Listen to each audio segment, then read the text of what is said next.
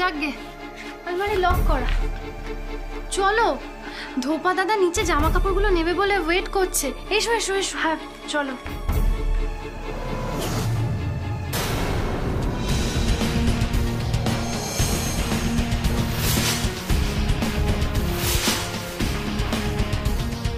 পালি দিদি, ওই যে ওইখানের একটা চাবি রয়েছে, ওটা নিশ্চয়ই আলমারির চাবি, একবার দেখো না। দাঁড়াও।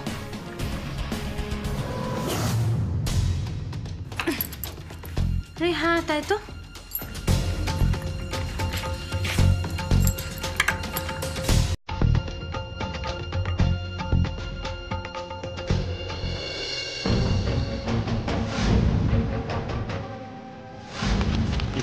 তাড়াতাড়ি করুন। কোন তাকে বাবান টাকাগুলো রেখেছিল? বাইরে থেকে তো আমি ঠিক মতো বুঝতেই পারিনি। আলমারির মধ্যে নোংরা জামা কাপড়গুলো দলা পাকিয়ে পাকিয়ে রেখে দিয়েছে।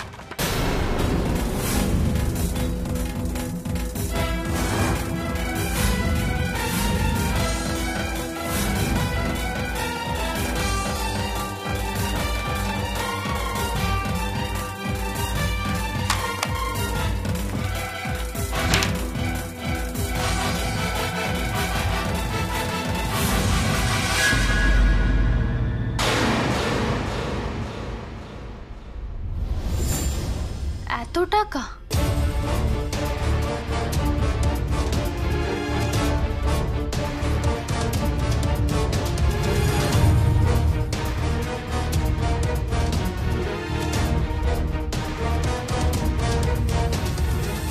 আমি জানতাম টাকাগুলো এখনো বাবানের আলমারিতেই আছে, জানতাম আমি।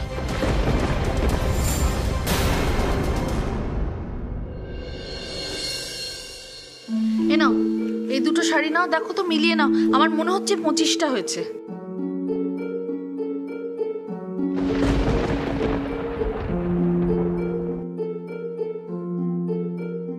পিসিমণি, বাবানের জামা কাপড়গুলো।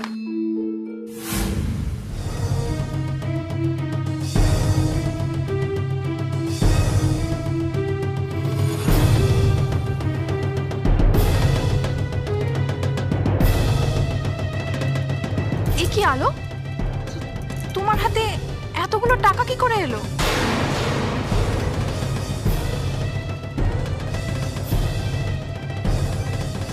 দাদা আপনি এবার আসুন, আর কিছু দেওয়ার নেই আমাদের আপনাকে। আচ্ছা ঠিক আছে।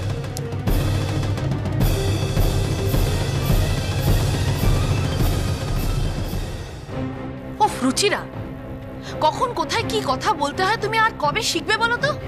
বারে, আচ্ছা আমার কি দোষ বলো তো পিসিমণি?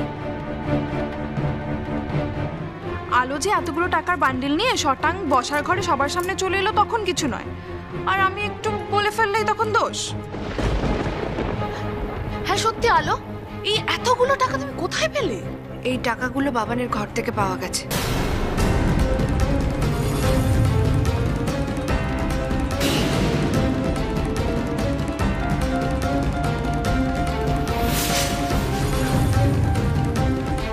বাবানের আলমারির থেকে টাকা পাওয়া গেছে? না না, আমি বরং একবার বাবানকে ফোন করে জানিয়ে দিই।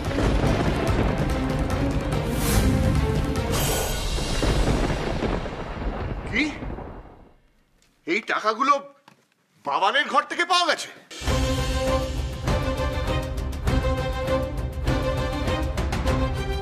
দেখে তো মনে হচ্ছে অনেক টাকা। হ্যাঁ বাবা, 10 লাখ টাকা। 10 লাখ?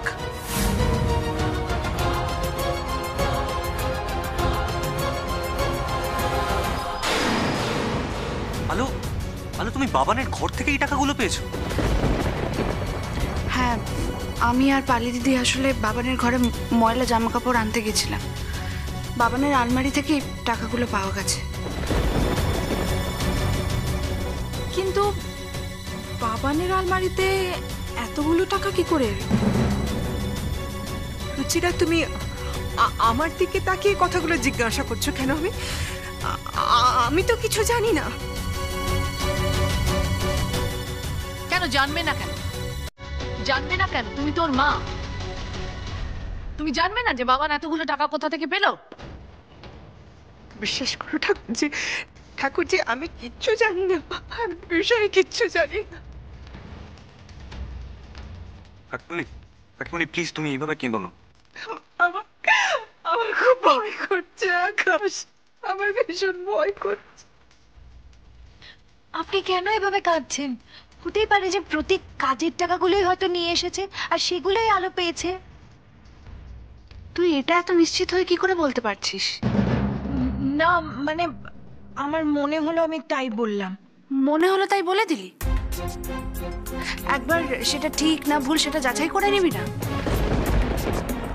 আচ্ছা আলো, তোমার সবসময় এটা কেন মনে হয় যে তুমি যেটা বলছো সেটাই ঠিক আর বাদ বাকি যে যা বলছে সব ভুল? এখন দরকার তোর কি করার সময় নয়। বাবান কোথায়? বাবান সে সকালবেলা কোন একটা কাজে বেরিয়ে গেছে দাদা। ঠিক আছে, তাই ফোন করছি। বাবা আমি ফোন করছি।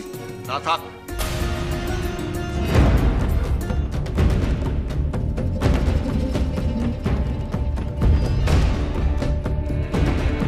বাবান তুমি কোথায়? অফিস যাওয়ার দরকার নেই, বাড়ি ফিরে এসো।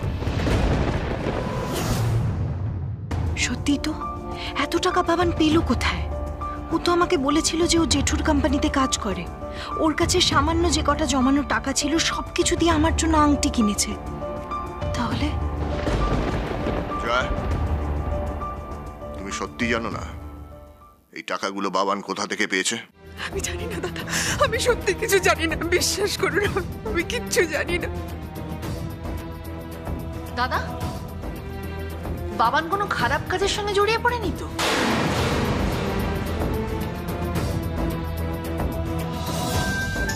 না না, এতগুলো টাকা ও ঘরের মধ্যে লুকিয়ে রাখবে কেন? বাবা টাকাগুলো যেভাবে রেখেছিল সেটা দেখে মনে হচ্ছিল কিন্তু ওগুলো লুকিয়েই রেখেছিল।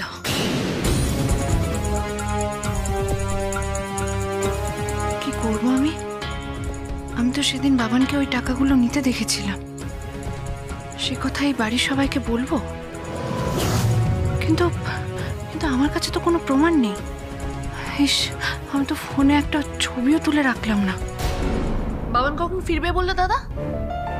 এক্ষুনি ফিরবে।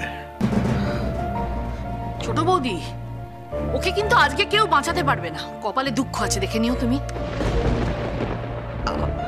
আমি বাবানকে কোনোদিনই আশকারা দিইনি।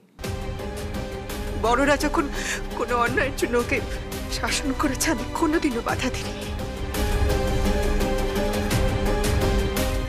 তুমি নিশ্চিন্তে থাকো, আমি আজও বাধা দেব না।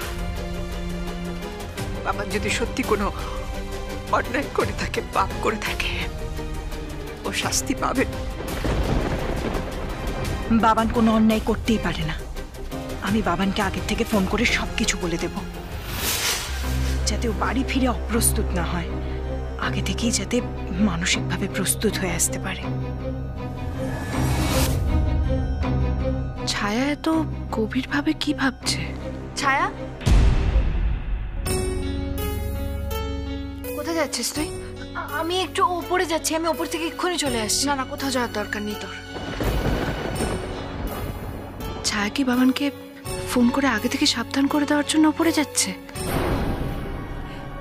কি রে আলো, শোন না, বলছি প্লিজ আমাকে ওপরে যেতে দে, প্লিজ, আমার ভালো লাগছে না। কেন ওপরে যাবে কেন তুই? দেখ আলো, আমি তোদের এই পারিবারিক ব্যাপারের মধ্যে থাকতে চাইছি না, প্লিজ আমাকে ওপরে যেতে দে। কিচ্ছু হবে না, তুই এখানেই থাক, কিচ্ছু হবে না। না না ছায়া, তুমি এখানেই থাকো। তুমি দেখো তোমার দিদি কত বোঝে, কত জানে, কি জ্ঞান তোমার দিদি, সত্যি। রুচিরা আবার শুরু করলে? আলো তো আমাকে কিছুতেই ঘরে যেতে দিচ্ছে না। আমি বাবানকে সবকিছু জানাবো কি করে? আমি বরং ওকে একটা টেক্সট করে দিই। সবার চোখ বাঁচিয়ে এটা আমাকে করতে হবে। ছায়া, কাকে মেসেজ করছিস তুই? কই, কাউকে না তো। বাবান এখনো কেন ফিরছে না?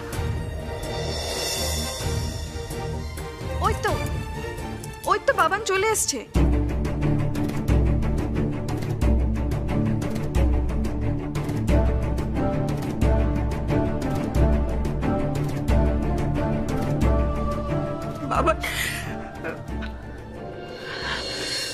বাবান, বাবান, তুই সমস্ত কি করেছিস? কি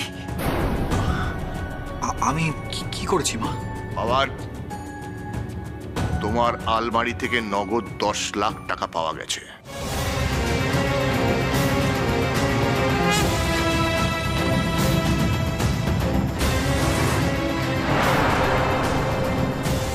কোথা থেকে এলো বলো?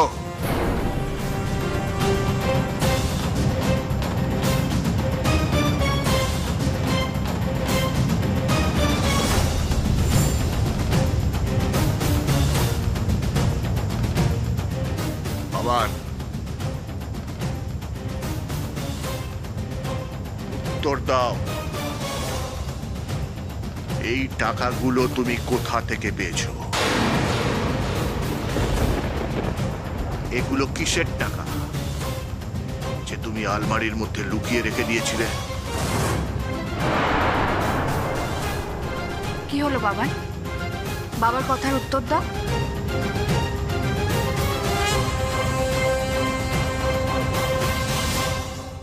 কি হলো?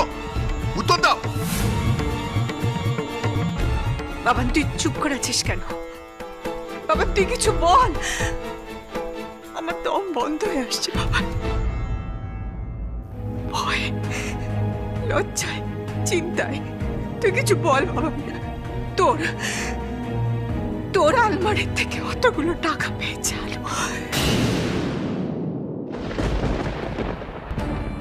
আলো, তার মানে তুমি আমাকে ফাঁসিয়েই দিলে, তাই তো? কিন্তু এবার আমি কি করব? কি করে বাঁচবো এই পরিস্থিতির হাত থেকে? সবাই আমার দিকে যেভাবে তাকিয়ে আছে তাতে মনে হচ্ছে যেন আমি কোনো ক্রিমিনাল। স্পিক আউট বাবান, চুপ করে আছিস কেন? বাবানকে এভাবে বকো না পিসিমণি, ওকে সত্যিটা বলার একটা সুযোগ তো দাও। প্রতীক, প্লিজ তুমি বলো। নাটক নাটক নাটক, এবারে আমায় যেটা করতে হবে তা হলো নাটক। জেঠুমনি, তুমিও সেদিন যে আমি আমার মাকে নিয়ে এই বাড়ি ছেড়ে বেরিয়ে যেতে চাইছিলাম, তুমিই তো আমাকে আটকেছিলে, তাই না?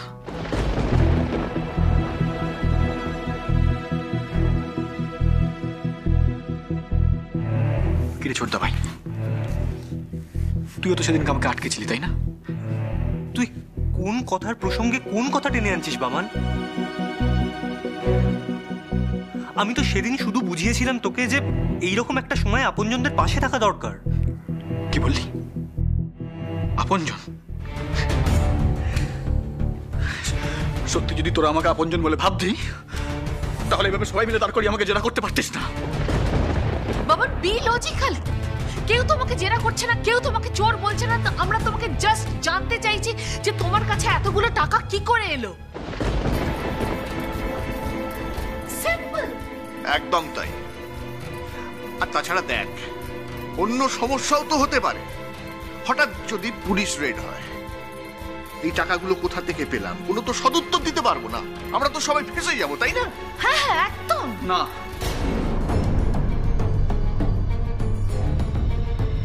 না জেঠুমনি, সেটা হবে না।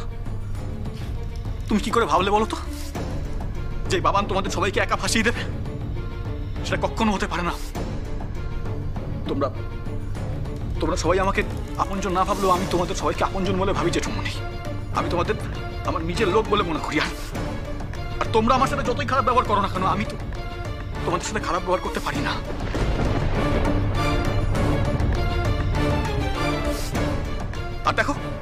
আর দেখো তোমরা সবাই মিলে আমার সাথে কিরকম খারাপ ব্যবহার করছো, কিরকম বিশ্রী ব্যবহার করছো তোমরা। বাবান, তুমি বাবার সঙ্গে এভাবে কেন কথা বলছো? এত উদ্ধত আচরণ কেন করছো তুমি?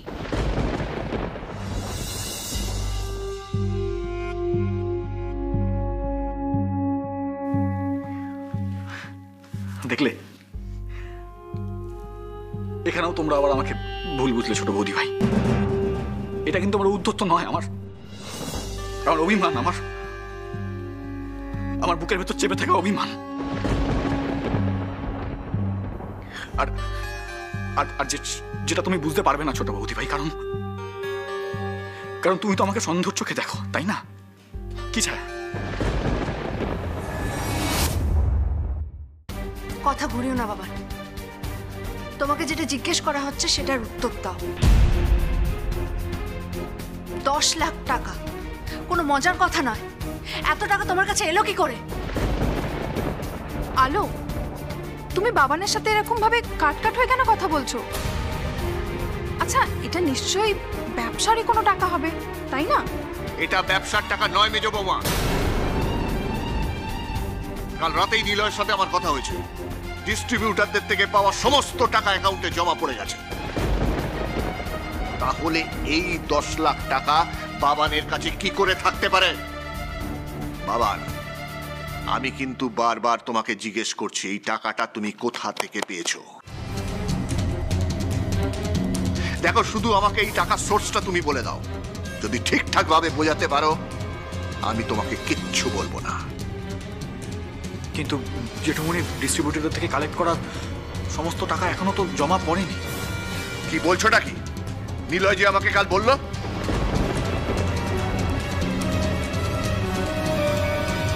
ও, মেজদা ভাই বলল সেই কথাটা তুমি বিশ্বাস করলে, আর আমি বললাম সেই কথাটা বিশ্বাস করতে পারছো না। কেন জেঠুমনি? মেজদা ভাই তোমার নিজের ছেলে বলে সেই কথাটা বিশ্বাস করতে পারলে, আর আমি তোমার ভাইয়ের ছেলে বলে সেই কথাটা বিশ্বাস করতে পারছো না। তারপরে আবার মৃত ভাইয়ের ছেলে বলে।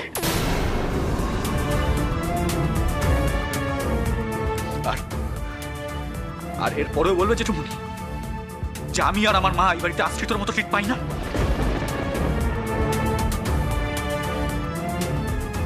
প্লিজ বাবান, এভাবে বলিস না। ঠিকই বলছি ছোটদা ভাই, প্লিজ আজকে অন্তত আমাকে বলতে দে। এত খাটনি, এত পরিশ্রম, কলেজের সব পড়াশোনা ছেড়ে দিয়ে আমি জেঠুর কোম্পানিতে কবে থেকে খেটে আসছি বলতো? আর তারপরেও যদি আমাকে শুনতে হয় যে আমি চোর, আমাকে যদি চোরের বদনাম শুনতে হয়, তাহলে আমার মনের অবস্থাটা কি হয় ভেবে দেখেছিস কখনো?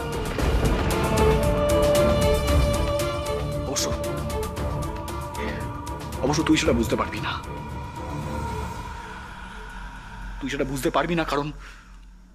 কারণ তুই তো সোনার চামচ মুখে দিয়ে জন্মেছিস। এসব তুই কি বলছিস বাবা? হ্যাঁ, ঠিকই বলছিস ছোটদা ভাই। বাবান, এভাবে কথা ঘুরিও না। তোমাকে শুধু একটা সহজ প্রশ্ন জিজ্ঞেস করা হয়েছে, তোমার কাছে অতগুলো টাকা কিভাবে এলো সেটার উত্তর দাও। টাকাগুলো কি তোমার না তোমার না? হ্যাঁ বা না এ উত্তর দাও, ব্যাস। না ব্যাস নয়, এটা অনেক বড় একটা প্রশ্ন। এটা প্রতীকের মান সম্মানের প্রশ্ন।